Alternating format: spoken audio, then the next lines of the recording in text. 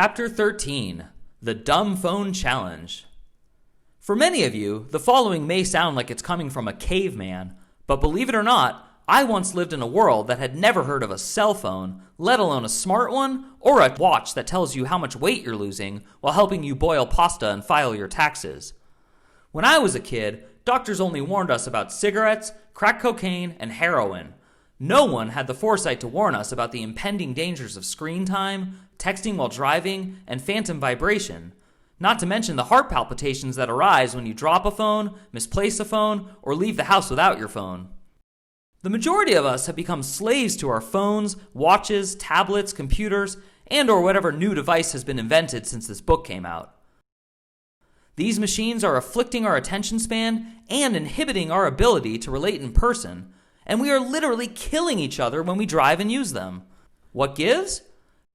There are a lot of theories on technology addiction, but the one that most captured my attention was what I call casino theory, which explains how casinos use bright lights and pleasant sounds to captivate and lull patrons into a state of rapture, which diminishes their awareness of time. In theory, our phones and other devices have a similar effect on us. This sounded reasonable, but I had another problem: my attention span.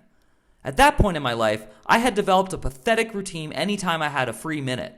I'd pull out my phone, check my email, social texting apps, news app, podcast feed, and if I had more time, I'd play a game or dive into an unnecessary internet article to kill time. I did this everywhere, on elevators, in lines, during TV commercials. It got so bad I found myself checking my phone in the bathroom. It was embarrassing, even if no one else noticed. I therefore wasted no time in developing my Dumbphone challenge, vowing to delete all non-essential apps from my phone, in addition to removing color, vibration, and sound, with one exception, the actual phone app, since a phone only works if it rings. Even Alexander Graham Bell would agree. It took me about 5 minutes to do all this, at which point my phone became as enticing as listening to some old fart in a book tell you all about life before the internet. 10 minutes later, I wanted out, and during the next 3 days, it only got worse.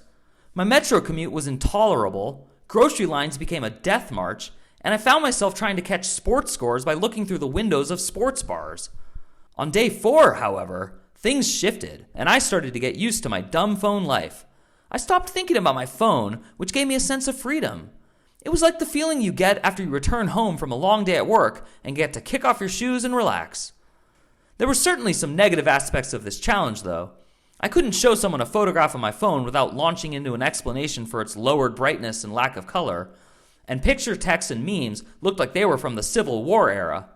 But this was a small price to pay for an improved ability to focus on the present.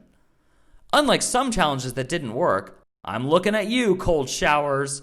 When this ended, I had no desire to re-download most of my old apps. Cutting apps and deleting notifications and color from my phone taught me exactly what I do and do not want out of my phone. And the answer might surprise you. I learned that, oh, wait, can you hang on a sec? It's my turn on Words with Friends.